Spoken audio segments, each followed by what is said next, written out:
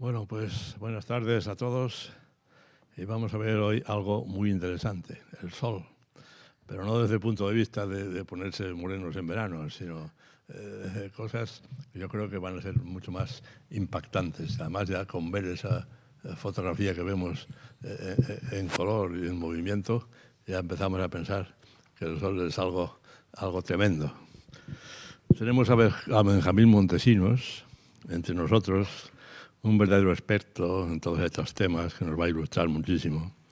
Es doctor en física por la Universidad Complutense, ha trabajado en muchos sitios, ha trabajado, por ejemplo, en el Departamento de Física de la Universidad de Oxford, estudiando el Sol y estrellas parecidas al Sol, parecidas en el sentido de que tengan una masa similar, un poco más, un poco menos. Ha estado también en la Universidad de Rochester, en Estados Unidos. Hoy está trabajando, o digo hoy, en este momento, en la actualidad, pues está trabajando en el Centro de Astrobiología del Consejo Superior de Investigaciones Científicas. Estudia también estrellas, en este caso, además, estrellas que tienen discos protoplanetarios, es decir, estrellas que tienen planetas en formación. En cuanto a trabajos publicados, pues dice que son muy pocos, pero son 70, de orden de 70, por lo tanto, eso de pocos habrá que contradecir lo que dice. Y además trabajos en las revistas más importantes, siempre relacionados con estos interesantísimos temas. Así que vamos a dejar ya de hablar y que nos explique todo eso tan interesante que nos va a decir.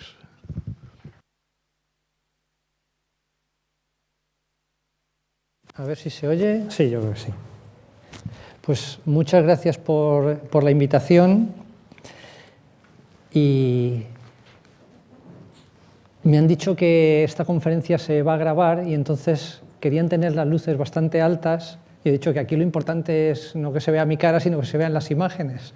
Entonces, bueno, como ya me han presentado y ya ha pasado un minutito y ya he salido en la grabación, entonces ahora sí que pediría que apagaran todas las lámparas porque lo bonito, y quería comenzar con esta imagen que ha estado todo el rato en la pantalla desde que habéis entrado, pero que quizá no hayáis visto bien, a menos que hayáis mirado a las pantallas de atrás, que tienen mucha más nitidez, ¿no? A mí me gusta moverme durante las charlas, entonces me voy a estar moviendo de un lado a otro. Entonces, fijaos, yo no sé si habéis visto durante estos días, en estas pasadas semanas y quizá meses, se está hablando bastante de todo esto de las tormentas solares, las tormentas magnéticas, las erupciones, que el Sol está entrando en un periodo de actividad, que es un periodo que más o menos se repite cada 11 años. Se están diciendo también muchas tonterías acerca de que el máximo solar que va a suceder en 2012-2013 coincide con la supuesta profecía de los mayas y, bueno, y demás supercherías en las que no voy a perder ningún tiempo. Pero bueno, esto sí que me gustaría comentarlo porque efectivamente, o sea, el Sol, después de un periodo muy tranquilito, ha entrado está ahora mismo trepando hacia el máximo. Ahora veremos durante la charla qué significa esto del máximo solar, y os quería poner como introducción, antes de la charla, ahora lo quitaré y ya pasaremos a una charla en PowerPoint con películas y demás. Os quería poner esta película que está tomada con un satélite relativamente nuevo, es un satélite que se llama SDO, que es Solar Dynamics Observatory, es un satélite de NASA. Aquí está la fecha, 24 de febrero de 2011, y aquí tenéis un reloj con el tiempo. Esta película, pues en poco menos de medio minuto, condensa hora y media, o sea, estos fenómenos que veis es hora y media. Aquí tenéis el limbo del disco solar, y esto que estáis viendo es gas muy caliente. Y fijaos, veis que hay una cierta organización en la atmósfera del Sol. Veis que aquí los penachos de gas salen de una forma bastante curiosa, y os pediría que os fijarais en cómo comienza este fenómeno. Veis que hay una especie de latigazo que se desenrolla como si fuera la lengua de una mariposa o de un camaleón de una forma muy violenta. Bueno, pues este es el origen de las tormentas solares o de las tormentas magnéticas que pueden afectar de alguna forma pues dispositivos electrónicos aquí en Tierra.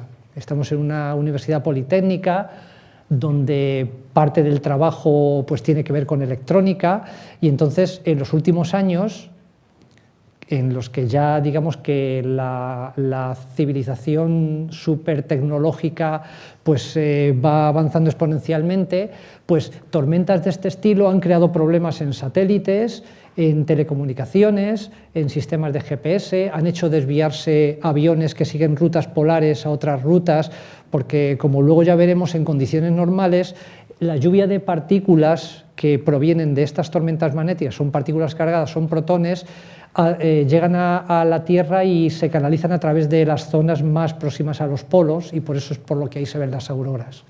Pero bueno, solo quería que disfrutarais un poquito de esta imagen para que veáis que el Sol es algo bastante espectacular, y entonces ahora vamos a ir dando un repasito, pues prácticamente desde cero, para que veáis esto fuera.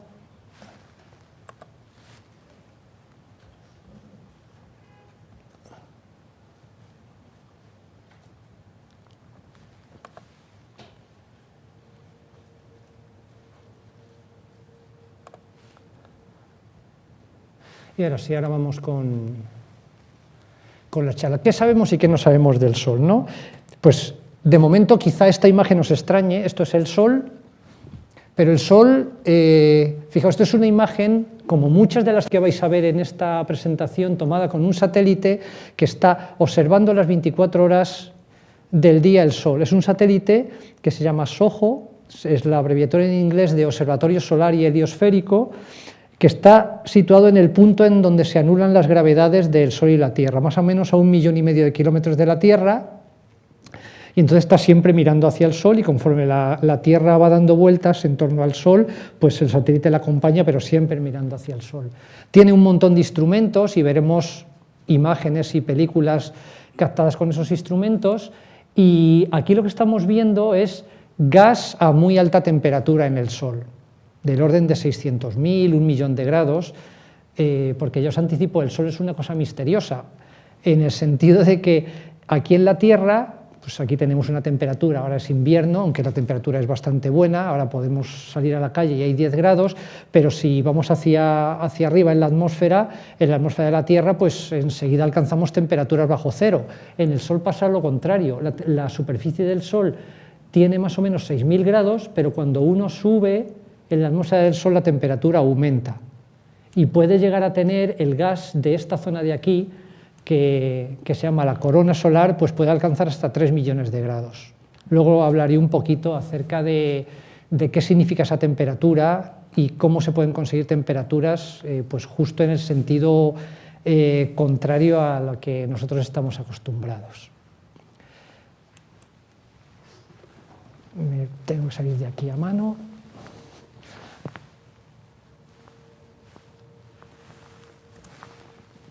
Bueno, el Sol está en... Atanasio ha dicho al principio que íbamos a hablar del Sol, pero no en el sentido de ponerse morenos, ¿no? Aunque nos vale para eso en parte, ¿no?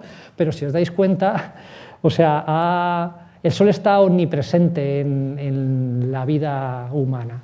O sea, gracias a que hay un Sol, una estrella, nosotros estamos aquí, y veis que pues, ha inspirado leyendas a través de las auroras. Hay leyendas muy curiosas de los inuits y de los esquimales acerca de qué son las auroras. Claro, ahora sabemos que son interacciones del viento solar con la parte alta de la atmósfera de la Tierra, pero las civilizaciones más antiguas no tenían idea de esto. Entonces, pues ya sabéis, la capacidad de fabular del ser humano. Obviamente está presente en las religiones. Esto es un grabado egipcio, y aquí está el Sol pues en un papel preeminente. Ha inspirado obras de arte, películas, canciones, cuadros. Nos vale para descansar y para ir a la playa y no hacer nada, y obviamente tiene un papel en la tecnología. O sea, cuando no había mecanismos o maquinaria para fabricar un reloj, pues con piezas fijas uno puede fabricar un reloj de sol, y hoy podemos producir energía a través del Sol. O sea que lo busquemos donde lo busquemos, el Sol está omnipresente. Fijaos, yo soy astrónomo o astrofísico y los astrofísicos tenemos una particularidad comparado con otros científicos, y es que, salvo en unos poquitos casos, y esos poquitos casos es las rocas que han podido traer los astronautas de la Luna y los meteoritos, nosotros no podemos traer el Sol o las estrellas o las galaxias a nuestro laboratorio y cambiar las condiciones físicas, ¿no? Entonces, digamos que el vehículo que nos transmite la información de todos los objetos astronómicos y en particular desde el Sol es la luz, y a partir de ahí es como tenemos que ingeniárnoslas para saber cómo es un objeto astronómico. El Sol es la estrella que tenemos más cerca y entonces podemos ver detalles en la superficie, pero vosotros imaginaos las estrellas que vosotros veis en el cielo por la noche, desde aquí desde Madrid se ven pocas, pero cuando vais a un lugar oscuro y veis todo el cielo lleno de estrellas, aun cuando esas estrellas vosotros las miréis con el telescopio más grande que hay ahora mismo en la Tierra, que es, de hecho está en Canarias, ahora mismo tiene el récord en cuanto a diámetro del espejo, que es, los telescopios son ojos grandes, pues ese telescopio tiene 10,5 metros de diámetro, pues las seguiríais viendo como puntos, no veríais ningún detalle en la superficie. Entonces, a partir de ese punto, con técnicas muy diversas, pues podemos saber de qué está hecho el Sol o las estrellas o las galaxias o los planetas, qué temperatura tienen, a qué velocidad rotan, si tienen o no campo magnético, si tienen alguna peculiaridad en su abundancia química. Podemos saber un montón de cosas solo con la luz. Entonces, para un astrónomo es importante hablar de la luz, y aunque quizá lo que os voy a contar, pues obviamente lo sabéis todos, pero bueno, nunca está de más.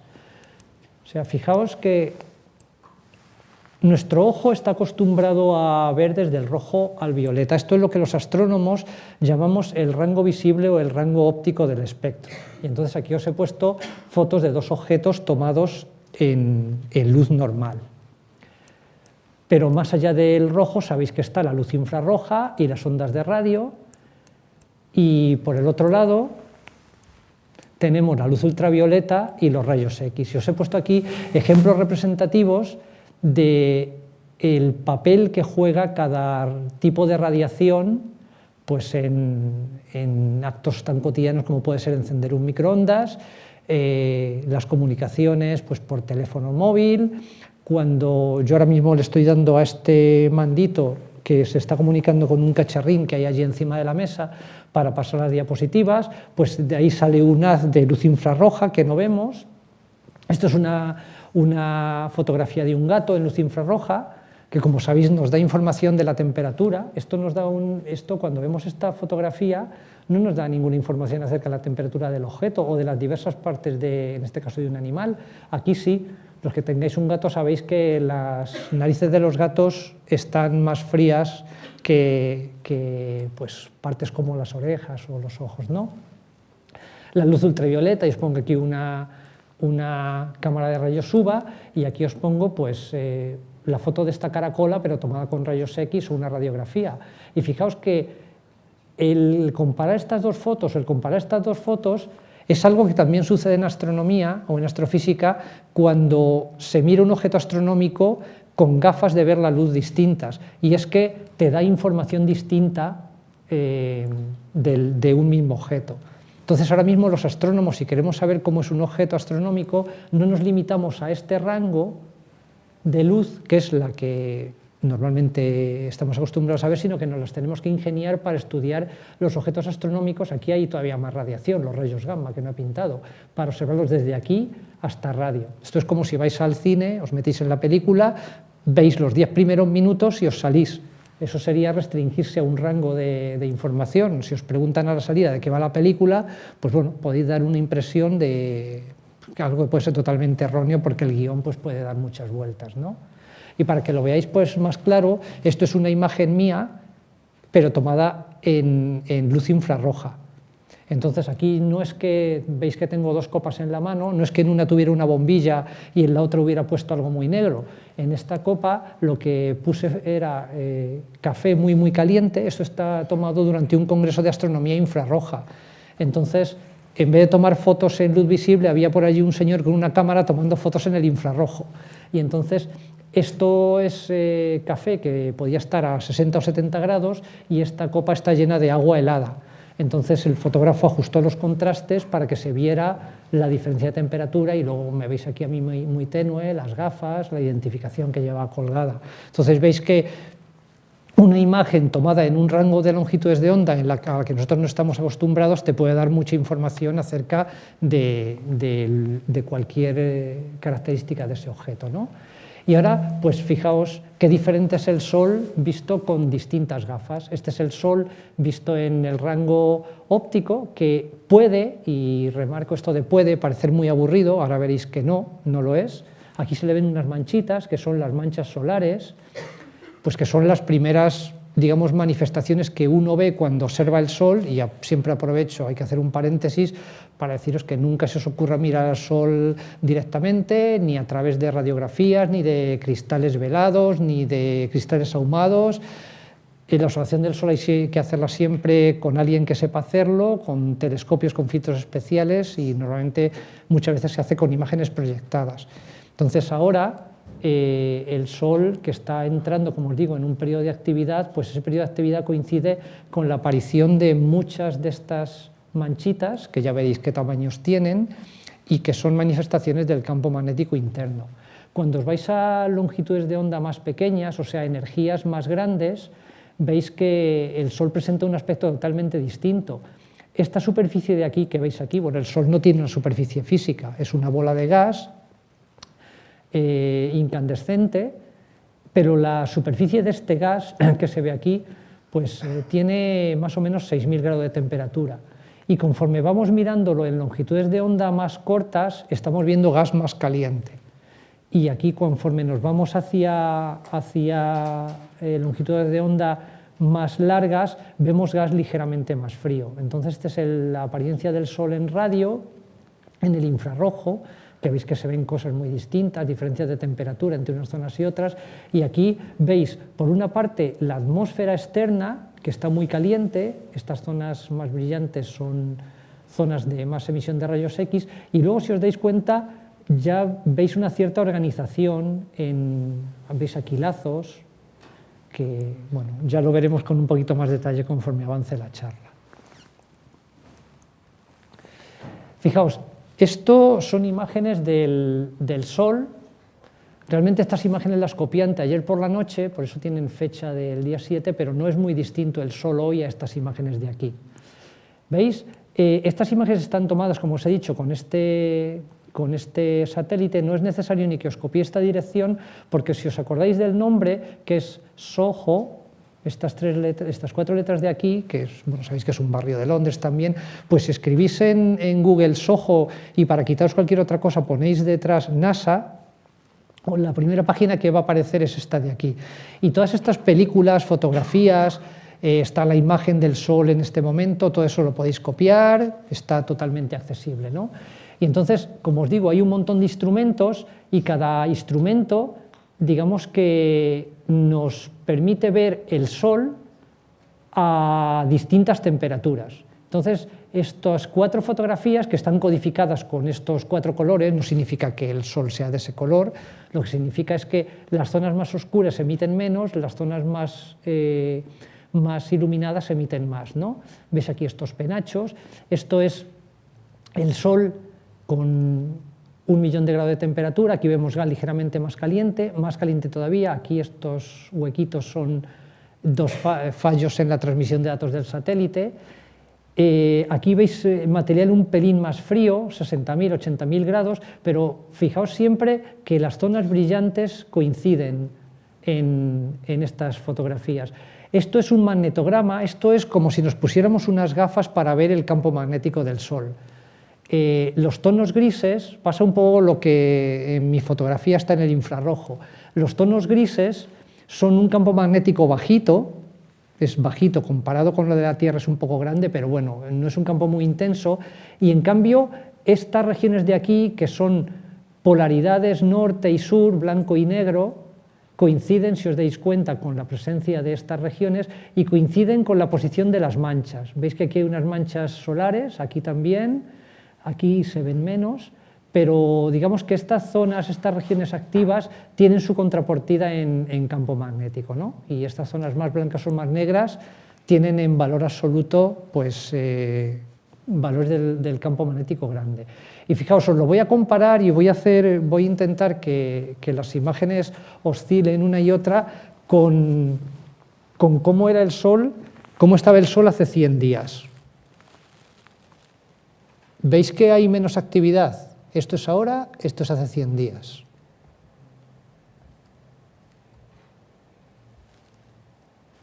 Bueno, pues esto indica que en los últimos 100 días, hace 100 días ya el Sol empezaba a mostrar ciertos niveles de actividad después de haber estado bastante tranquilito en los últimos 3 años.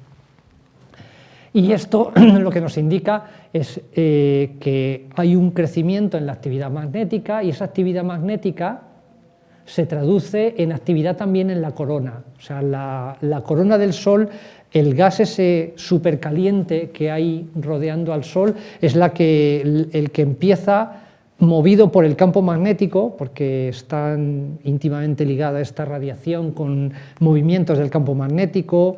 Imaginaos el campo magnético como cuerdas de violín muy tensas que se enroscan unas con otras, que a veces se rompen y se disparan como si fuera un látigo o como si se desenrollan como esa lengua del camaleón que os hablaba al principio.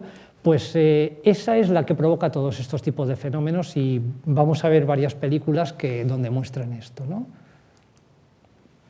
Fijaos, esto está tomado también con el satélite, con otro satélite estéreo, y aquí lo que se ha hecho, aquí tenéis la fecha, esto también es 27 y 28 de febrero de 2011, aquí tenéis la hora, y aquí lo que se ha hecho es tapar el disco del Sol para que no nos moleste toda la luz, y el tamaño del Sol es este, y se le ha puesto delante este disquito para tomar la película.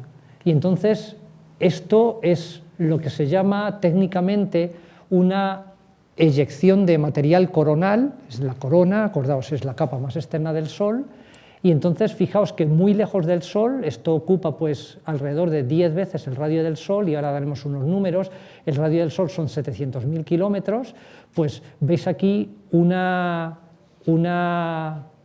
prominencia que se va inflando, es como una burbuja enorme de gas que está al principio contenida por las líneas del campo magnético que están ahí ancladas, pero digamos que la presión la presión magnética es tan grande que llega un momento en que esa bolsa de gas se rompe y sale hacia el espacio. Bueno, como os he dicho antes, pero lo remarco, el Sol es una estrella. Es una estrella como muchas de las que se ven en el cielo nocturno, y os podéis preguntar, ¿y es grande o es pequeña comparado con otras estrellas? ¿Es caliente o es fría? ¿Pesa mucho o pesa poco? Bueno, pues unos números, como os he dicho antes. Primero, comparado con la Tierra, ¿no? El radio del Sol es más o menos 700.000 kilómetros y el radio de la Tierra pues son 6.370. Entonces hacéis el cociente de los cubos de los radios y os da que en el Sol podríais meter 1.328.000 tierras.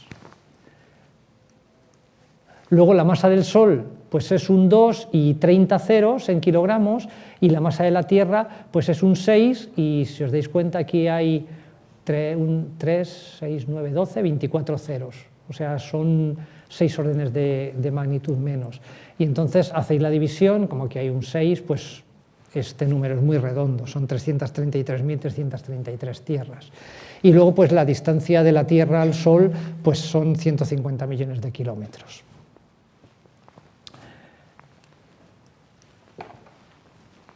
En cuanto al tamaño, pues en cuanto al tamaño, el Sol es una estrella más bien pequeñita. O sea, aquí he cogido, y esto está pintado muy exagerado, estos son estrellas que se llaman supergigantes, y aquí está pintado el Sol, y yo creo que me he pasado en cuanto al tamaño. Entonces estos son los nombres de las estrellas, como veis son número de catálogo, estrella variable, o una forma especial de nombrar estrellas variables, y esto es la constelación donde están metidos Sagitario, Cefeo y el Cisne. Entonces el Sol es una estrella pequeña, y ahora pues vais a ver el tamaño del Sol comparado, los que seáis un poquito aficionados a la astronomía, sabéis que aparte de nombres de catálogos y nombres a veces un poco extraños, las estrellas pues tienen nombres pues que vienen o bien de los griegos o de los árabes. Entonces, aquí tenéis, pues por ejemplo, Rigel y Betelgeuse, que son las dos estrellas más brillantes de la constelación de Orión, que es una constelación de invierno, y tenéis aquí más o menos sus tamaños comparados con el tamaño del Sol. Aquí tenéis a Pollux, Arturo, Aldebarán, que es la estrella más brillante de la constelación de Tauro, Antares, y veis que el Sol aquí pues es un puntito. Si pusierais, por ejemplo, Júpiter en esta diapositiva, es que no era ni el tamaño del píxel que da la resolución de la pantalla, ¿no? Entonces veis que el Sol pues, es una estrella normalita, y el Sol pesa, lo más correcto sería decir, ¿tiene mucha masa o tiene poca? Bueno, pues veis que es poco masivo. O sea, si tuviéramos una balanza y aquí colocáramos una de las estrellas más masivas que se conocen, pues tendríamos que colocar 120 soles en el otro platillo para equilibrarla. Entonces el Sol es una estrella, en cuanto a temperatura también es una estrella relativamente fría. Os he dicho que tiene 6.000 grados de temperatura, hay estrellas que tienen 60.000 o 70.000 grados de temperatura. Entonces es poco masiva, es fría y es pequeña, ¿vale? O sea que no figuraría en el libro Guinness de los récords pues, de ninguna forma. Entonces ahora vamos a dar un paseíto. ¿Cómo se formó el Sol? Bueno, pues fijaos, esta imagen de aquí, que le quitamos el rótulo y la hacemos más grande, está tomada con el telescopio espacial Hubble.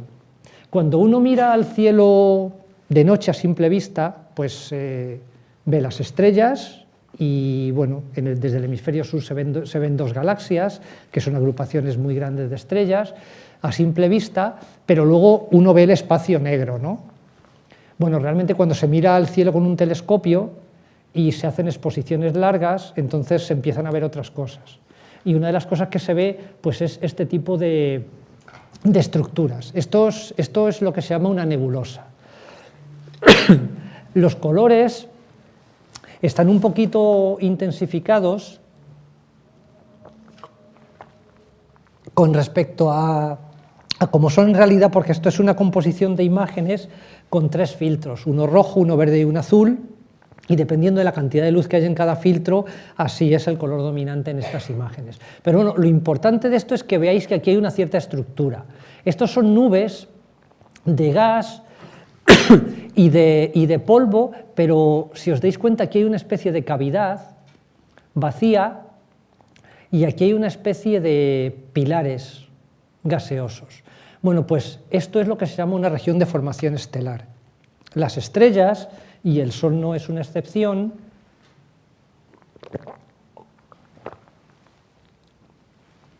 se forman por acumulación de gas y de polvo en el espacio. O sea, cuando uno tiene pues, una nube de gas y de polvo, y por alguna razón se comienza a producir una contracción de esa nube, es básicamente un grumo. Esto es como cuando cogéis el colacao, que no se disuelve en la leche, el auténtico, lo echáis en la leche y se hace un grumo de colacao, ¿no?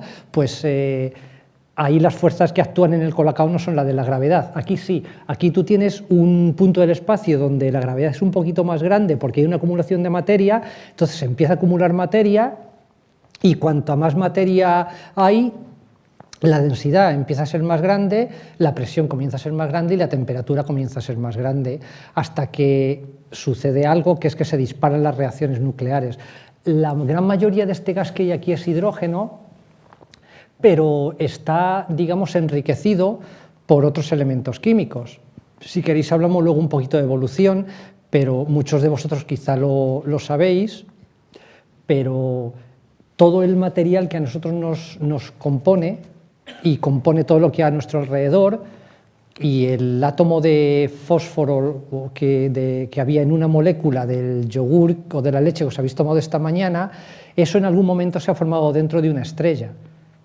Entonces, el gas que forma y el material que forma todo el sistema solar, aparte del hidrógeno, que se creó todo en el Big Bang o en las cercanías del Big Bang, los demás elementos químicos, el fósforo, el hierro, el uranio, el azufre, el aluminio, el oro, todo lo que hay a nuestro alrededor todos esos átomos se crearon hace aproximadamente unos 6.000 millones de años dentro de una estrella que explotó, lanzó al espacio interestelar ese gas, y ese gas enriquecido chocó con gas que estaba aquí presente, quizá de otras explosiones, y se hizo pues una condensación, y de ahí nació el sistema solar. Luego, si queréis, hablamos un poquito de esto si no os ha quedado claro.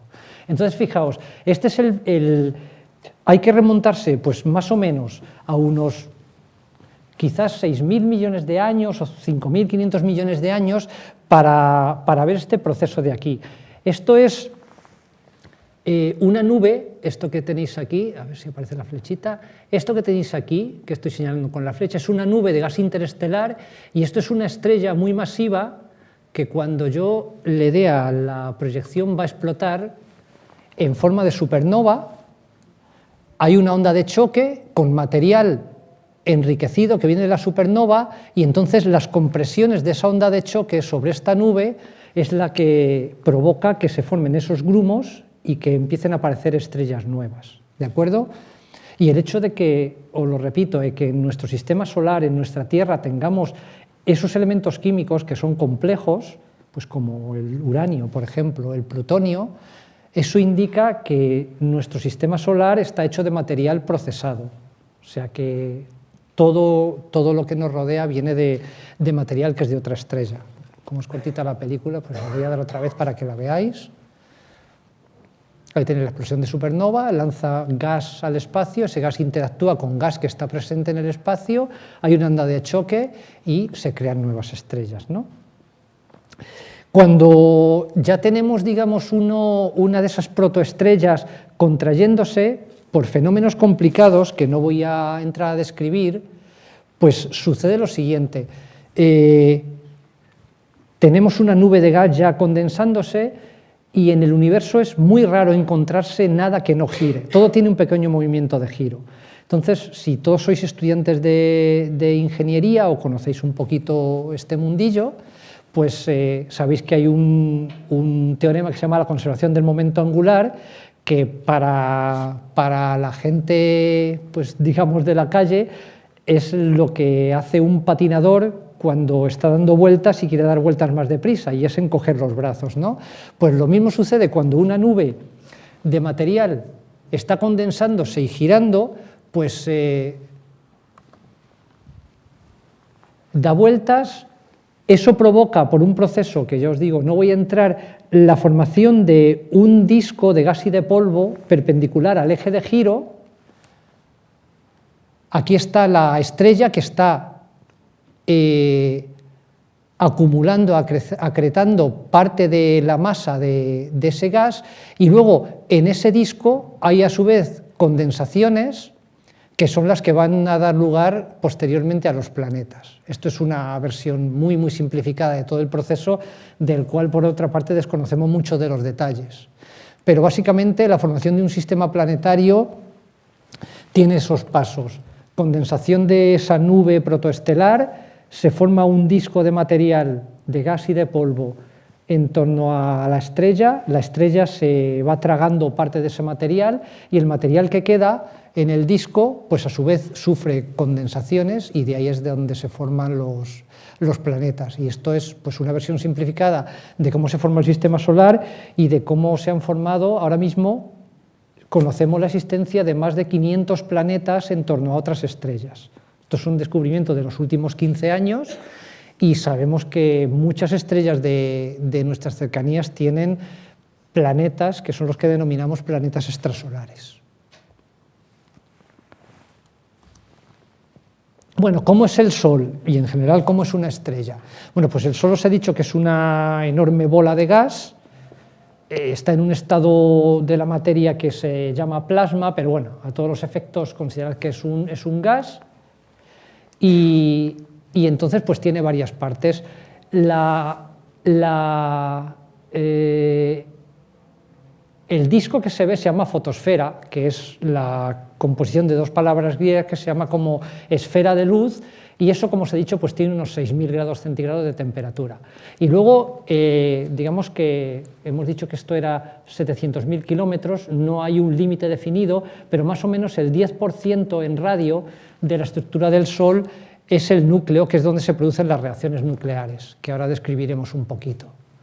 Y entonces, en el núcleo sabemos que la temperatura es del orden de 15.700.000 grados. En el núcleo del Sol, aparte de que hay reacciones nucleares que transforman hidrógeno en helio, aunque bueno, hay reacciones un poquito más complicadas, se producen los fotones. Se producen fotones de muy alta energía que además he pintado así, en un camino de zigzag y retrocediendo y avanzando, porque se produce un fotón en una reacción que es absorbido por un núcleo de hidrógeno, es reemitido, y entonces en media, sabéis que la luz viaja a 300.000 kilómetros por segundo, entonces podríais decir, bueno, pues entonces como el radio del Sol es 700.000 kilómetros, pues tarda poco más de 2 segundos en salir. Pues no, si nosotros pudiéramos seguir el camino de un fotón desde que se produce el fotón padre hasta que el fotón llega a la superficie y puede ser liberado, porque allí la densidad del gas es muy pequeña, pues tarda del orden de 100.000 años. Y en cambio, para que veáis lo curiosa que es la naturaleza, también en las reacciones nucleares se producen unas partículas que se llaman neutrinos, que estas atraviesan el Sol como si fuera un auténtico cristal. Y de hecho, esta habitación, y ahora ya el Sol se ha puesto, está siendo atravesada, y cada uno de nosotros, por trillones y trillones de neutrinos solares sin que nos enteremos. Y detectar un neutrino es muy complicado. No sé si habréis visto las fotografías estas de detectores que se colocan en minas muy profundas, porque aparte vienen otras muchas cosas del espacio. Entonces, para cazar un neutrino en un tanque de estos, que se enriquece con cloro y se ponen fotomultiplicadores, bueno, son reacciones químicas un poquito complejas, pues se necesitan detectores enormes. Entonces, mientras que a los fotones les cuesta trabajo salir hasta que la densidad del gas es pequeña como para no interactuar con él, los neutrinos, vamos, pasan alegremente a través de la superficie del Sol. Y luego podéis decir, esto es un vídeo que no dura nada. El Sol, como es una bola de gas, no es rígida, y hay una técnica que se llama heliosismología, y esto es muy exagerado cómo vibra el Sol. El Sol está vibrando. O sea, es lo mismo que cuando tocáis pues un timbal con una baqueta, y entonces la membrana del timbal empieza a moverse con distintos modos de vibración. Bueno, pues al Sol le pasa igual. Esto está muy exagerado, porque el Sol no se ven esos apepinamientos en absoluto. Digamos que las vibraciones del Sol, comparado con su tamaño, son de amplitud muy baja, pero se pueden detectar. Y lo mismo que en la Tierra los sismólogos, la gente que estudia los terremotos y la corteza terrestre, sabe cosas del interior de la Tierra viendo cómo se propagan distintas ondas de un terremoto, en el Sol también podemos hacer lo mismo, y así es como se conocen muchas cosas del interior del Sol. Por ejemplo, esa temperatura de 15.700.000 grados que os he dicho antes, sabemos que es así, y que no es 17 millones de grados y que no es 13 millones de grados, en parte gracias a la heliosismología. Bueno, ¿qué pasa en el núcleo del Sol? Bueno, pues en el núcleo del Sol lo que tenemos fundamentalmente es hidrógeno. Como está tan caliente, sabéis que el hidrógeno es un protón y un electrón que está dando vueltas en torno al núcleo, pero como está tan caliente, el electrón se ha ido por ahí de paseo, y entonces vamos a fijarnos en los núcleos de hidrógeno, ¿no? Entonces, esos 4 núcleos de hidrógeno interaccionan y dan un núcleo de helio. Fijaos, aquí he pintado los protones en color así rosa, y entonces un núcleo de helio son 2 protones y 2 neutrones. O sea, estos son partículas positivas, y estos son 2 partículas positivas y 2 partículas neutras. Eso es un núcleo de helio. ¿Y qué más se produce? Pues en esta reacción se produce también energía, que la represento con estas flechas. O sea, esa es la reacción básica que el Sol está haciendo 5.000 millones de años, y que hasta que le sucedan cosas, hasta que se le acabe el hidrógeno en el núcleo, pues le quedan 5.000 millones de años todavía de combustible. Entonces, lo curioso de esta reacción es que si nosotros colocamos en un platillo de la balanza los 4 protones y colocamos el núcleo de helio en el otro platillo, los productos iniciales de la reacción pesan más que los productos finales. Entonces vosotros habéis oído eso de 1000 veces de la energía ni se crea ni se destruye, sino que solo se transforma, y luego sabéis que hay una equivalencia entre la masa y la energía, que nos la dio Einstein. Esta fórmula la habéis visto miles de veces, la habéis visto desde aquí, en libros de divulgación o en camisetas, ¿no? E igual a mc cuadrado. ¿Eso qué significa? Que uno puede transformar una pequeña masa en una gran cantidad de energía porque este número es muy grandote. Si ponéis esto en las unidades adecuadas, por ejemplo, si ponéis esto en gramos y esta energía os sale en las unidades que, bueno, pues serían energios, ¿no?, que serían las unidades correspondientes, la C tiene un valor de, son 300.000 kilómetros por segundo, eso es 3 y 5 ceros, pero si lo ponéis en centímetros por segundo es un 3 y 10 ceros, y si está elevado al cuadrado es un 9 y 20 ceros. Entonces, aunque este número sea muy pequeñito, la cantidad de energía equivalente es muy grande. Por eso las bombas atómicas son tan destructoras, ¿no? Porque con una pequeñita cantidad de materia uno puede producir mucha energía. Entonces, fijaos, esto es un poquito la cuenta. Los números en astronomía a veces son demasiado grandes y no dicen nada, pero fijaos, este es el número de reacciones nucleares que se están produciendo ahora mismo por segundo en el Sol. 1, 2, ¿vale? Pues son 92 sextillones de reacciones nucleares. En cada una de ellas, el 0,7% de la masa se transforma en energía. Entonces, haciendo la cuenta, resulta que en cada segundo estas toneladas de materia se convierten en energía. Fijaos, cuando nos compramos un coche decimos que consuma poquito y ahora menos, que está la gasolina muy cara, ¿no? 5 litros, 6 litros a los 100 kilómetros. Bueno, pues el Sol, para mantenerse con esa luminosidad y para mantener su estructura estable, necesita cada segundo 4.260.000 toneladas de materia, ¿vale?, quemándose y convirtiéndose en energía. Y esa energía, pues si os vais a vuestra casa y la pudierais enchufar en el Sol, pues tendríais energía para vuestra casa durante 9.500 billones de años, que es bastante más de la edad del universo, ¿vale? Bueno, esta es una imagen del Sol, como os he dicho, en el óptico, ¿no? Y veis aquí las manchas, no es que la foto esté sucia, estas son las manchas solares que fueron las primeras manifestaciones que se vieron, pues la gente en la antigüedad, como no tenía dispositivos ópticos, pues hacía burradas, pues, y alguno se quedó ciego, obviamente, pues antes de que hubiera lentes y telescopios para proyectar, pues la gente cogía trozos de ámbar o miraba al sol en días de niebla, que podía ver el disco solar y tal, y cuando las manchas son muy grandes se podían ver las manchas, ¿no? O ahumaba trozos de vidrio, pero bueno, esa no es la forma. Entonces, estas son las manchas solares. Fijaos, estos son 700.000 kilómetros, pues estas cosas deben ser bastante grandes. Y esta película de aquí que os voy a poner es una película que está tomada con imágenes de un telescopio que está en Canarias. Es un telescopio sueco, de la Real Academia de Ciencias sueca, pero que es que el cielo de Canarias tiene una calidad muy buena. Y solo deciros lo que es esto de aquí. Esto es distancia en miles de kilómetros, ¿veis? Esto, si prolongáis por aquí, pues son 700.000, ¿vale? Este es el radio del Sol. Entonces aquí lo que vamos a hacer es un zoom y esta escala pues se nos va a ir haciendo cada vez más y más pequeña. Entonces, ¿veis? Nos vamos acercando, ya se ve viendo aquí cierta estructura y veis, esto es una mancha y aquí veis las dimensiones, ¿veis? Estos son 5.000 kilómetros, ¿vale? O sea, hemos dicho que el radio de la Tierra era 6.000 kilómetros, o sea que la Tierra sería más o menos así.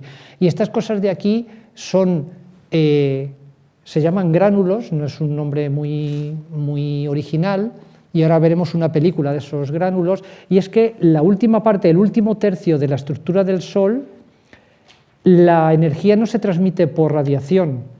Tenéis el núcleo, tenéis esos fotones, yo he súper simplificado esa transparencia, pero cuando llega a un radio que sabemos que es más o menos el 70% del radio solar, el transporte en ese último 30% se hace por convección.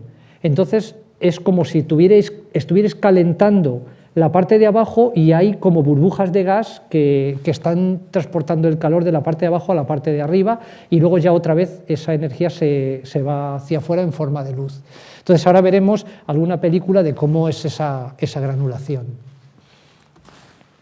Esto es imagen de una de las manchas más grandes que se ha visto pues, en la última década. Bueno, ya estamos en el 2011 y esto es del 2000, pero fijaos, tamaño de la Tierra y cómo se veía la mancha sobre la superficie del Sol y el tamaño que tenía, o sea, bastante más grande que la Tierra.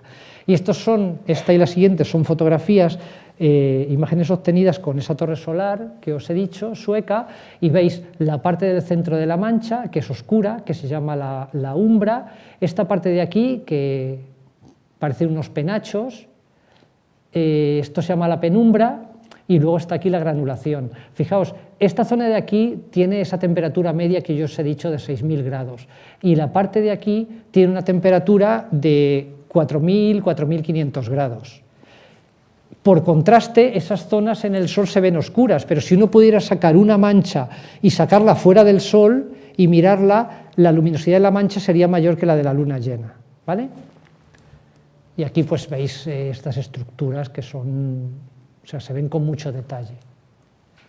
Y esta es la película, veis, o sea, hay huecos en la película, pero veis que donde se ve un poquito de continuidad, pues los gránulos estos van evolucionando. Entonces imaginaos, pues como cuando ponéis a cocer pues, cualquier cosa en un recipiente, ¿no? Las lentejas, pues las que están más abajo salen a la superficie, se enfrían y vuelven a caer, ¿no? Ese es el fenómeno de la convección.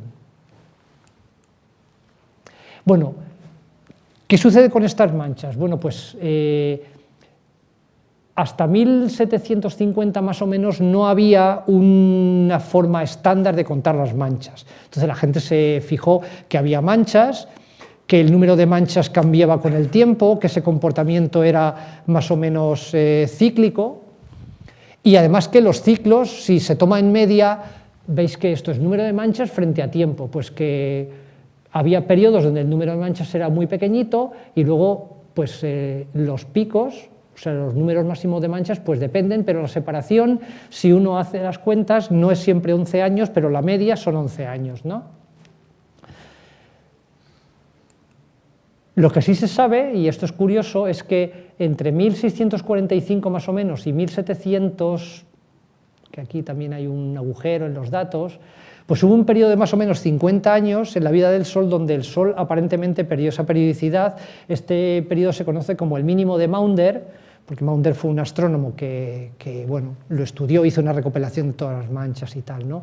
Y es muy curioso, ahora que se habla tanto del cambio climático, que se tienen registros indirectos de cómo era la temperatura en Europa en esa época. Y eso coincidió con un descenso en la temperatura en Europa, pues aproximadamente de 2 grados en media.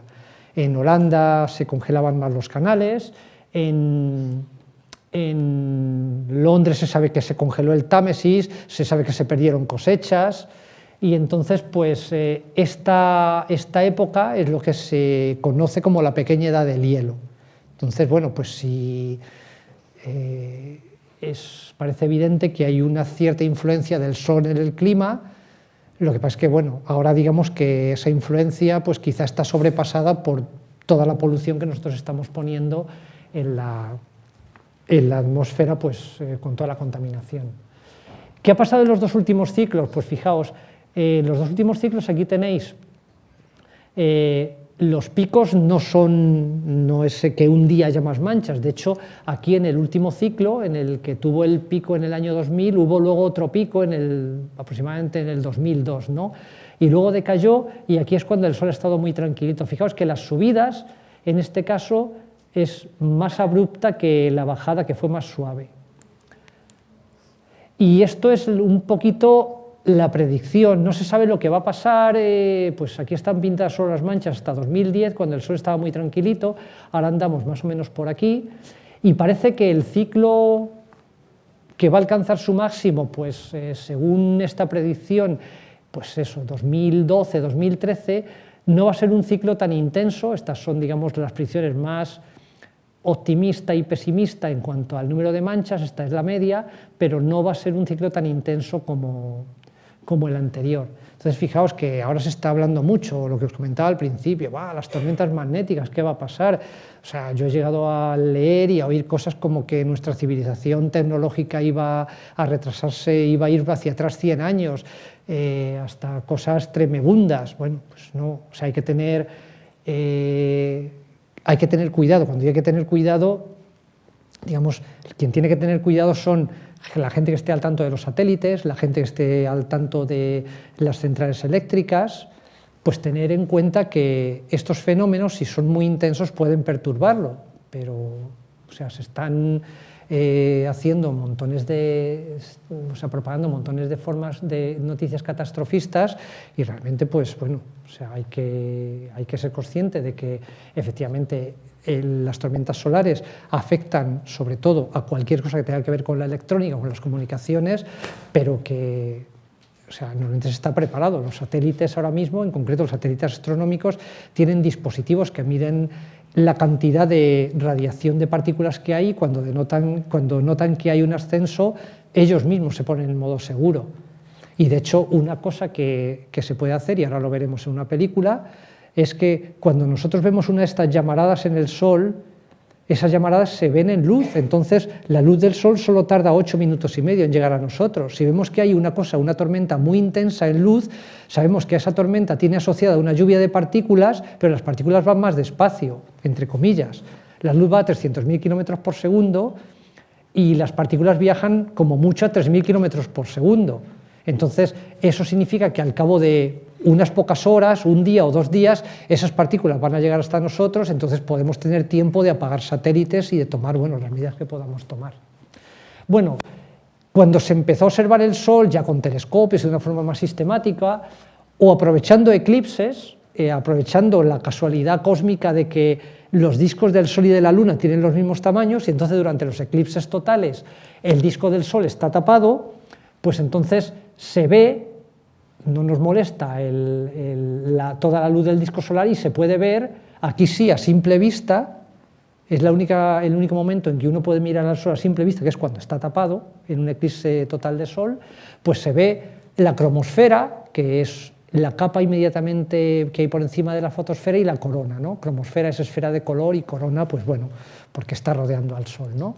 Esta es otra fotografía tomada durante un eclipse donde veis que esto es luz del Sol reflejada en el gas que hay en la corona, y veis que hay una cierta organización que es debida al campo magnético. Y aquí pues otra fotografía de otro eclipse, y fijaos en esta película, debería echar a andar sola, o sea, es una película tomada desde un satélite japonés para que veáis lo dinámica que es la atmósfera del Sol. Y veis que también está organizado, ¿no? Estos penachos que hay aquí son gas que está un poco congelado, como en el campo magnético, que se mueve con la línea de campo, parece un campo de espigas. Esto es material que está por allí, por encima de la atmósfera, y si os dais cuenta que hay un chorro de material que está pues muy guiado, ¿no? Y esos son líneas de campo magnético que salen y se meten en la superficie del Sol. Y esto de aquí abajo es una mancha solar. Esto está una imagen tomada muy cerquita del limbo.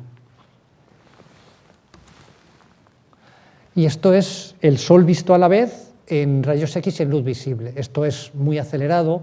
La rotación del Sol se produce, es una rotación más o menos cada 26 días. Entonces, esto simplemente para que veáis que, aunque ya os lo he comentado antes, que cuando aparecen manchas en el Sol, en la corona aparecen todas estas regiones activas. Esto es en luz óptica, luz visible, y esto es en rayos X. Y esto es, pues fijaos, esto es una imagen de este satélite, el SOHO, para que veáis cómo funciona. Aquí está la Tierra, dando vueltas en torno al Sol. Estas imágenes no están a escala, y este es el satélite. Está colocado en una órbita, es una órbita muy curiosa porque está oscilando en torno a este punto, pero bueno, como veis, siempre apuntando al Sol, y toma este tipo de imágenes. O sea, esto es una película, de hecho es la misma que había al comienzo de la charla, y veis que ahora veremos otra donde se ven explosiones bastante potentes, ¿no? y veis pues el Sol girando lentamente. Aquí tenéis la fecha. Todas estas películas que hay, que podéis encontrar en la página del SOHO, tienen su fecha y su reloj, entonces podéis identificarlas sin ningún problema. Y esto, fijaos, esto es una imagen tomada en luz visible. ¿Veis? Este es el limbo del Sol, y aquí estas prominencias, y os pediría que, aunque bueno, va a tardar como medio minuto más o menos, en que os fijéis en esta imagen. Esto es más o menos media rotación solar, y veis que aquí hay como cortocircuitos, ¿no? Veis que aquí se están produciendo fogonazos. Esto sucedió en noviembre de 2003, que es una de las tormentas magnéticas más fuertes que ha habido en los últimos 10 años. Y entonces vais a ver que hay un momento en que hay un estallido bastante grande, tanto aquí como en estas regiones de aquí, y unos pocos segundos después, que eso, traducido al tiempo real de la película, sería en un par de días, vais a ver un sarpullido de puntos en la imagen. Ahora creo que hay aquí un estallido bastante grande, y entonces veis que crece aquí el sarpullido, y ahora dentro de un ratito se va a llenar de puntos la imagen. ¿Lo veis? Bueno, estos puntitos son las partículas de esa tormenta magnética asociados a ese estallido que hubo pues unos pocos días antes. Por eso os digo que en cierto sentido nosotros sí que podemos pronosticar a corto plazo, y corto plazo significa unas pocas horas, unos pocos días, si va a haber una lluvia de partículas sobre nosotros, y entonces tomar las precauciones necesarias, y si hay que apagar un satélite se apaga, ¿vale? Ahora se está diciendo, no, es que va a haber en 2011 y 2012 va a haber una tormenta magnética brutal. Eso lo habéis podido leer, lo habéis podido oír. No se sabe, es imposible predecir esto. Es como si cuando comienza el invierno le dices a un meteorólogo que te diga si va a haber y dónde y cuándo una tormenta, en el sentido meteorológico del tema, una borrasca centrada sobre un punto de la Tierra que vaya a tener efectos catastróficos. Es imposible. Un meteorólogo te dice, no, mis modelos no pueden dar para eso. Y el Sol es un sistema mucho más complicado que la atmósfera de la Tierra, porque además hay muchísimas cosas que no conocemos, sobre todo internas, y el comportamiento del campo magnético pues también es muy complicado. Y esto, fijaos, esto es una película del último ciclo solar, también tomado en rayos X. En 1996 el Sol estaba en el mínimo de actividad, y veis que conforme va avanzando el ciclo, pues el Sol se va activando, la corona va siendo cada vez más luminosa y van apareciendo más regiones en la superficie del Sol. El máximo lo alcanzó en el 2001 y luego pues fue decayendo otra vez hasta el 2006, y ahora pues estamos trepando hacia el máximo.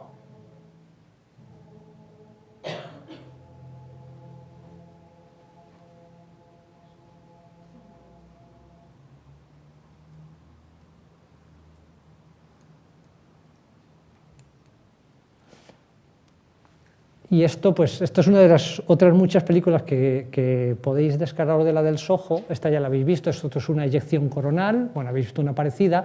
Lo único que os llamó la atención es sobre estas dos cositas que vienen por aquí abajo. Estos son dos cometas. Como el Sol está observando continuamente el Sol, pues caza todo lo que haya por allí, ¿no? Y entonces ha descubierto muchos cometas, y además os dais cuenta que parece que llegan los cometas al Sol y se produce esta llamarada. Bueno, no hay ninguna relación causa-efecto. Un cometa es un pedrusco no muy grande, que puede tener 100, 200 kilómetros o algo así. Aquí había dos que iban juntitos y no se ven salir por aquí, y parece que el Sol se los tragó. Pero bueno, el que el Sol se trague un cometa es igual que si llega una hormiga y le rasca a un elefante la pata. No hay ningún efecto, es puramente una coincidencia que cuando desaparecen estos cometas se produzca esta llamarada de gas. Y esto es, como os he comentado, es lo que se llama una eyección de masa coronal. Y esto es otra que sucedió en 2001, muy cerquita del máximo, para que veáis cómo se perturba pues todo el entorno del Sol, y cómo llegan a la Tierra. También aquí se ve, después de la erupción de material, se ve en un cierto momento que el detector se llena de ruido, ¿no? De partículas. ¿Veis? Y esas son las que pueden llegar a ser potencialmente peligrosas. Esas partículas cuando llegan a la Tierra producen en condiciones normales, incluso en un mínimo de actividad, auroras. ¿Cómo se producen las auroras? Bueno, pues si habéis estudiado un poquito de física y cómo interaccionan las partículas cargadas con los campos magnéticos, las partículas cargadas, si no son muy energéticas, son guiadas por los campos magnéticos, siguen trayectorias paralelas. Si son muy energéticas, los atraviesan alegremente, ¿no?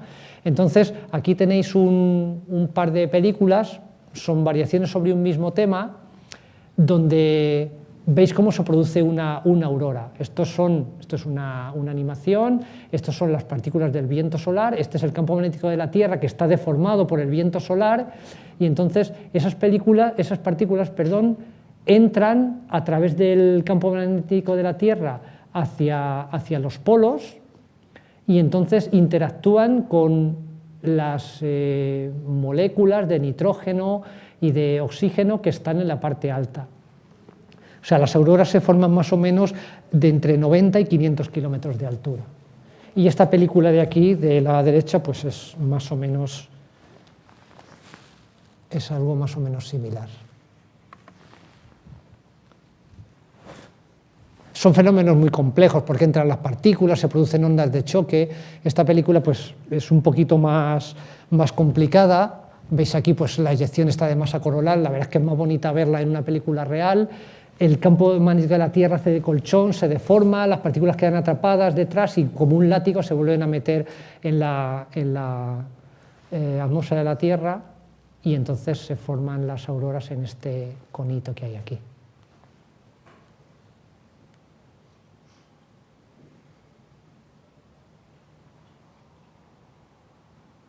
¿Veis? Ahí presiona todo el viento solar la magnetosfera de la Tierra, se deforma, quedan partículas atrapadas pues como si fueran las cuentas de un rosario o de un collar en las líneas de campo magnético y entonces pues vuelven a impactar con la Tierra. Bueno, ¿cuánto le durará el combustible? Y ya estamos llegando a las últimas etapas de la vida del Sol y también al final de la charla para que preguntéis lo que queráis. Pues fijaos, el Sol lleva 5.000 millones de años quemando hidrógeno y, como os he dicho, seguirá otros 5.000 millones de años hasta que se le agote. Entonces, cuando se le agote va a pasar lo siguiente. Hay una serie de procesos, esto no va a ser de un día para otro, sino que se va a ir notando paulatinamente, pues a lo mejor dentro de 4.000 millones de años, y entonces lo que le sucederá es que el núcleo de helio se reajusta, será más pequeñito, se calentará un poquito más y entonces la presión de la radiación hará que las capas exteriores del Sol se empiecen a expandir. Hay una serie de pulsaciones, inestabilidades, pero básicamente el Sol pasará a un estado que se llama estado de gigante roja. Será una estrella más fría pero más grande. Entonces, digamos que visto desde fuera del sistema solar, el Sol empezaría a invadir lo que es la órbita de Mercurio, la de Venus y la de la Tierra. Lo que pasa es que durante el proceso pues los océanos aquí se empezarían a calentar, se evaporarían y bueno, pues claro, aquí el clima de la Tierra ahí sí que habría un calentamiento global a lo bestia, independientemente de lo que hiciéramos nosotros, ¿no? Y si un astrónomo estuviera viendo lo que sucede desde muy lejos, esto sería más o menos lo que vería al cabo de... Esta evolución es relativamente rápida en términos astronómicos, duraría unas pocas decenas de millones de años, ¿no? Al final lo que tendríamos sería el núcleo ese caliente, donde ha seguido habiendo reacciones nucleares y se ha podido producir carbono, oxígeno y quizá un poco de nitrógeno, y ahí se ha parado, pues se ha ido contrayendo y ha ido expulsando todas las capas, ¿no? Y entonces se ha formado esta estructura de aquí. Hay una especie de vacío y las capas exteriores del Sol pues forman este tipo de estructuras que reciben un nombre muy impropio y que es imposible quitárselo de encima. Estas cosas se llaman nebulosas planetarias, pero no tienen nada que ver con planetas. ¿Y por qué se llaman así? Pues porque el primero que las descubrió fue William Herschel, que fue un astrónomo inglés muy famoso del siglo XVIII, que fue el descubridor de Urano, y que cuando miró estas cosas tenían a través de su telescopio la misma apariencia que Urano, y entonces las llamó nebulosas planetarias. Cuando luego se descubrió que no tenían nada que ver. Su telescopio, pues él pulía sus espejos. De hecho, aquí en el Observatorio Astronómico de Madrid, en el que está en el Retiro, hay un espejo pulido por William Herschel y se puede visitar el observatorio y verlo. El telescopio no es el original porque se destruyó en la guerra contra los franceses en 1808, pero el espejo es el original. Y bueno, eran telescopios que estaban bien, pero no tenían la calidad de los de ahora. Y bueno, pues el nombre se ha quedado ahí grabado a fuego en la astronomía y no nos lo podemos quitar de encima. Y entonces, esta es la última transparencia, y fijaos que yo os pongo que el ciclo de la vida estelar continúa. ¿Por qué? Pues porque todo ese gas enriquecido que ha lanzado, que lanzaría potencialmente el Sol y otras estrellas, el Sol no va a explotar de una forma violenta, este fenómeno es gradual y no hay una explosión de supernova, que es lo que sucede en las estrellas más masivas. Pero aquí os muestro otra nebulosa donde hay estrellas que son muy azules, son más calientes que el Sol, que bueno, pues quizá alguna de ellas ya ha explotado como supernova y ha provocado esta cavidad, y se han provocado, veis que aquí que es como si el gas se hubiera comprimido y aquí se están formando nuevas estrellas. Por eso a mí no me gusta hablar de que las estrellas nacen y mueren, o sea, las estrellas nacen, pero digamos que el gas de las estrellas que evolucionan, que llegan a etapas de su vida pues ya donde hay un remanente, esa enana blanca, que era lo que estaba en el centro de la nebulosa cuando el Sol ya se ha convertido en una gigante roja, pues eso puede producir nuevas estrellas, ¿vale? Bueno, yo me voy a parar aquí y ahora, bueno, tenéis pues el tiempo que queráis para preguntar las dudas que os han quedado, si hay algo que haya dicho que no esté claro, si tenéis alguna curiosidad, y yo estaré encantado de responderos.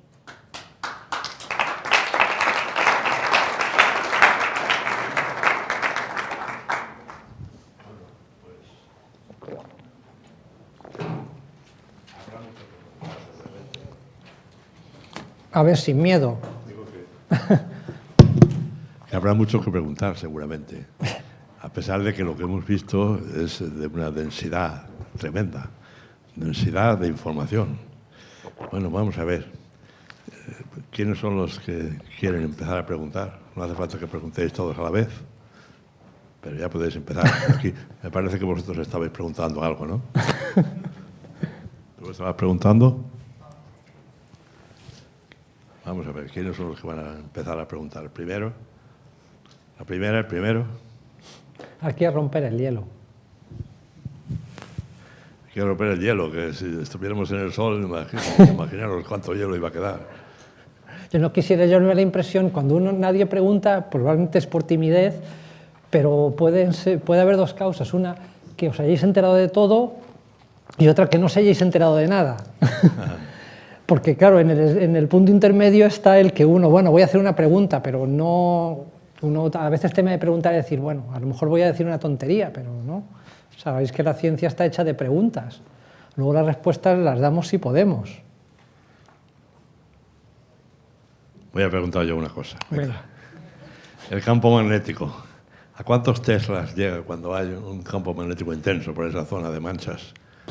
Pues del orden de medio Tesla, más o menos. De medio Tesla. Sí, o sea, esos son campos magnéticos grandotes, ¿no? Sí, sí, sí. O sea, esos son como 5.000 Gauss, o sea, un Tesla son 10 a la 4 Gauss, y aquí, pues, en la Tierra, pues, se llega a 2 Gauss, más o menos, o sea, son campos intensos. Sí. Pero comparado, por ejemplo, con otras estrellas, o sea, no hemos hablado de estrellas muy masivas, o sea, imaginaos una estrella de 50 masas solares, ¿no?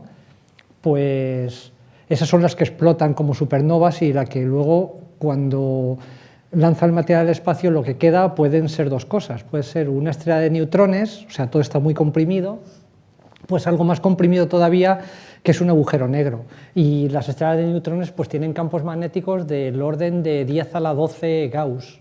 O sea que esto se queda, vamos, es una... 10 a la 12 Gauss, o sea, una minucia. 100 Tesla. Sí, o sea, una cosa brutal.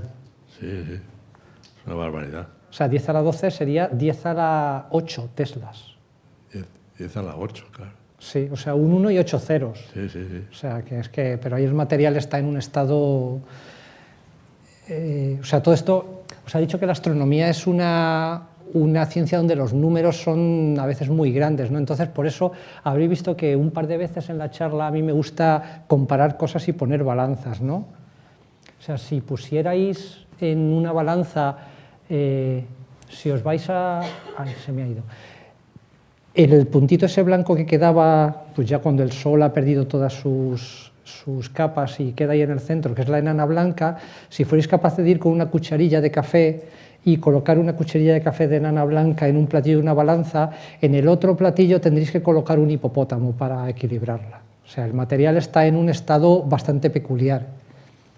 Pero si os vais a una estrella de neutrones de esta que os he dicho y vais con vuestra cucharilla a la estrella de neutrones y lo colocáis en el platillo, en el otro platillo para equilibrarlo deberíais colocar del orden de 10 millones de hipopótamos. O sea, se llaman estrellas de neutrones porque toda la materia está presionada. ¿Os acordáis cuando se estudiaba la física de primero que la imagen está de los átomos, del protón y los electrones dando vueltas por ahí alrededor? Entonces, todo lo demás está, podríamos decir, vacío, ¿no? Claro, esto es un sacrilegio para la gente que trabaja en mecánica cuántica, pero bueno, aquí entre nosotros lo podemos decir. En las estrellas de neutrones todo ese material está completamente aplastado. O sea, así hablando en plata, no hay vacíos entre las partículas y por eso es tan denso el material, ¿no? O sea, que cuando ya estamos hablando de las etapas finales de la vida de una estrella, todo es muy exótico. Y eso, o sea, aunque por eso yo prefiero hablar en términos de hipopótamos antes que deciros 10 a la 13 gramos por centímetro cúbico, que eso, pues bueno, como si son 10 a la 14, ¿no? Al menos los hipopótamos son visualizables. De eso, otra cosa, si todavía se comprime más, ya llega a ser un agujero negro. Pero ahí sí que no se sabe el límite. No se sabe, o sea, cuando uno se coge un libro de divulgación o de menos divulgación, cuando habla de agujeros negros, pues te dice, o sea, es incluso incorrecto decir que un agujero negro tiene un tamaño físico, porque a veces te dicen, para comprenderlo, que puedes tener la masa de 50 soles en la cabeza de un alfiler, ¿no? Pero claro, eso implica que es una partícula y parece que no. O sea, el agujero negro lo que tiene es una superficie ficticia, que es la superficie, o sea, eso es, como es un punto tan pequeñito y tan masivo, la gravedad alrededor es muy grande. Entonces, hay una esfera de influencia del agujero negro que se llama el horizonte de sucesos. Y es el horizonte, es la superficie que está a una cierta distancia de lo que ellos llaman, los físicos que estudian agujeros negros, la singularidad, a partir del cual la velocidad de escape, para salir de allí tienes que ir a la velocidad de la luz. O sea, si habéis estudiado física, os acordáis del concepto de velocidad de escape, que aquí en la Tierra, si uno es capaz de darle a una piedra una velocidad inicial de 11,8 kilómetros por segundo, la Tierra escapa. O sea, la piedra escapa de la atracción de la Tierra y no vuelve. O sea, hemos sido capaces de darle un impulso grande. Bueno, pues en el agujero negro, esa superficie, ese horizonte de sucesos, implica que si vosotros estuvierais allí, tendríais que tener una velocidad de escape de la velocidad de la luz para salir. Entonces, por eso los agujeros negros son negros, porque cualquier cosa que pasa dentro se queda dentro, no sale información del agujero negro. Aunque, bueno, hay algunos fenómenos y tal en la frontera, pero sí, son especímenes bastante curiosos. Bien, vamos a ver la siguiente pregunta, por este lado. Venga. No se oyen muy bien las preguntas, a ver. Habrá que ir a un especialista en oídos, porque yo no oigo muy bien las preguntas. Allí estoy oyendo una. ¿Las manchas solares qué efecto tienen en el clima de la Tierra? Parece, o sea, parece que cuando el Sol no tuvo manchas, la temperatura, durante ese periodo tan largo, la temperatura al menos en Europa, que era donde se tienen todos estos registros indirectos, descendió. Aparte, es curioso que cuando el Sol tiene manchas, su luminosidad solo en luz óptica, ¿vale? En la luz que vemos con nuestros ojos, su luminosidad es más grande. Aunque dices, caramba, pero si las manchas son cosas oscuras que hay en la superficie del Sol, ¿cómo puede ser la luminosidad mayor? Pero es que en los bordes de las manchas hay unas zonas que son ligeramente más brillantes. Entonces, en promedio, el Sol es ligerísimamente más brillante cuando el Sol está lleno de manchas que cuando no tiene manchas. De hecho, cuando digo lleno, no. El Sol como mucho tiene el 2% de superficie lleno de manchas en un máximo, ¿no?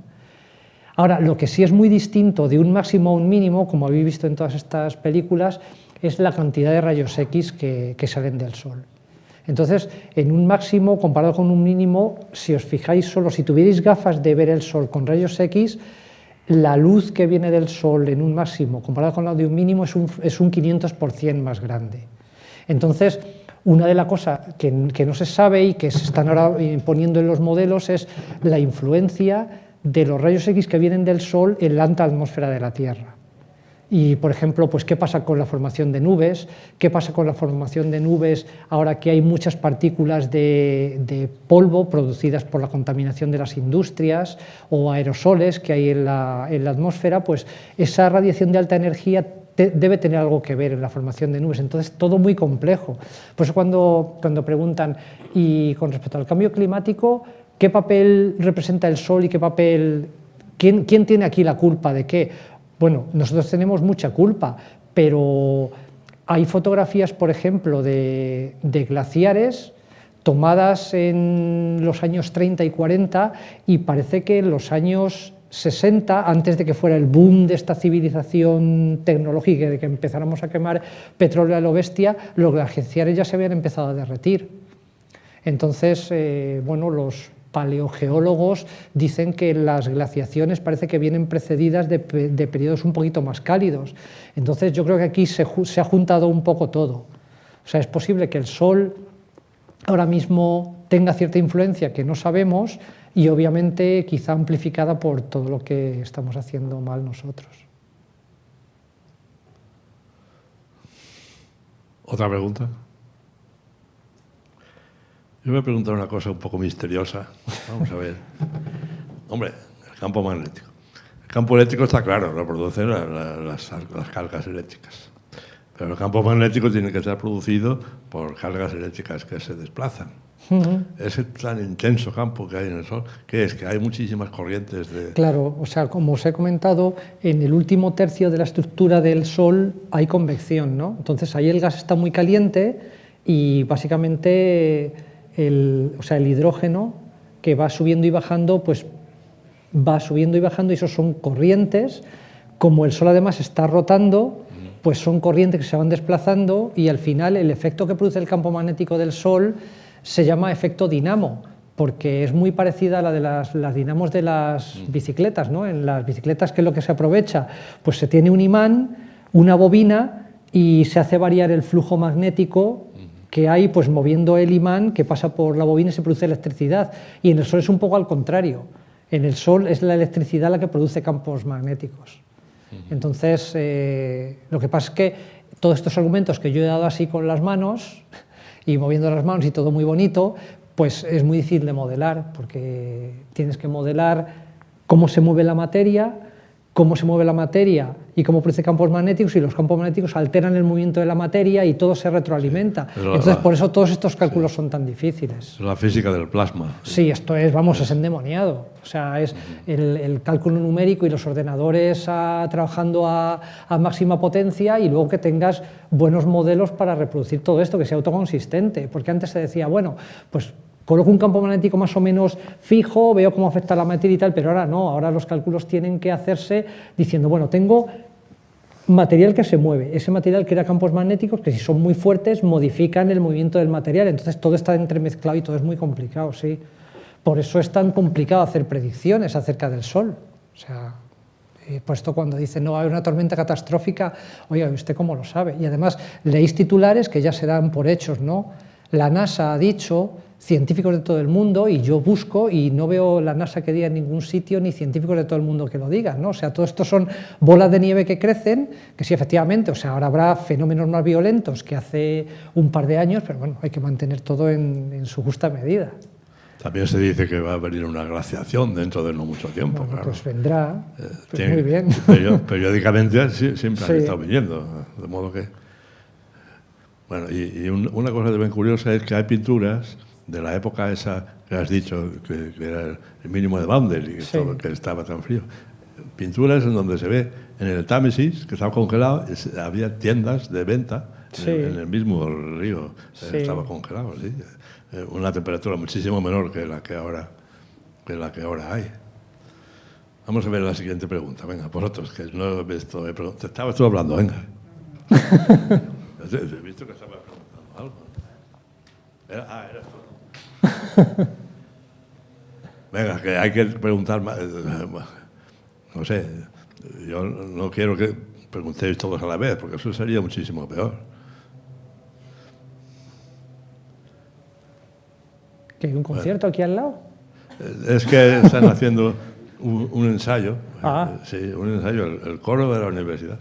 Está haciendo a estas horas, muchas veces hace ensayos, y entonces aquí, además de hablar del sol, pues podemos oír Sí, música. tiene música celestial.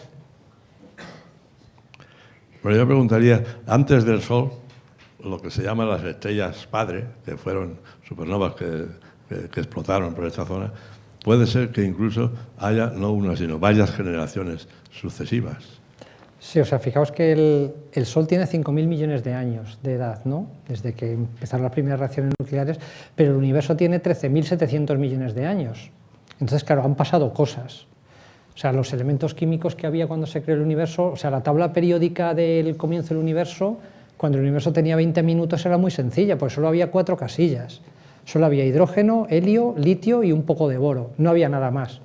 Entonces, la primera generación de estrellas, que no se sabe muy bien cuándo se produjo, pues parece ser que fue cuando el universo tenía 600 millones de años. O sea, hubo buenos reajustes en el universo y demás, pero fijaos, son 13.700 millones de años que tiene ahora, 600 millones de años, bueno, pues el universo era más o menos un niño, ¿no? Entonces, claro, como no había elementos químicos, pues las estrellas eran muy diferentes de las que hay ahora. Ahora os he dicho que las estrellas más masivas que se conocen tienen 120 veces la masa del Sol, pero las primeras estrellas que se formaron, pues parece que eran más grandes. Claro, solo tenían hidrógeno y un poco de helio y un poquito de litio y de boro, y eran mucho más masivas. Entonces, ahí es donde se empezaron a cocer los elementos químicos. Entonces, esas estrellas evolucionaron muy rápidamente. Cuanto más grande una estrella, menos vive. O sea, antes explota como supernova porque necesita mucho combustible para mantener la estructura, ¿no? Entonces, quemaron combustible muy rápido, produjeron elementos químicos y explotaron. Y ahí se produjo la primera generación de estrellas. La nuestra, nuestro Sol, pues no se sabe exactamente a qué generación pertenece, pero sí, posiblemente desde las primeras estrellas que produjeron los primeros elementos químicos y que se volvieron a cocinar en otras estrellas, pues se han pasado 3 o 4 generaciones, pero esto sí que esto no se sabe. Muy bien, pues si no hay ninguna otra pregunta, damos una nueva oportunidad a alguien que quiera decir. Y si no, pues damos gracias, ha sido muy interesante la conferencia. Gracias.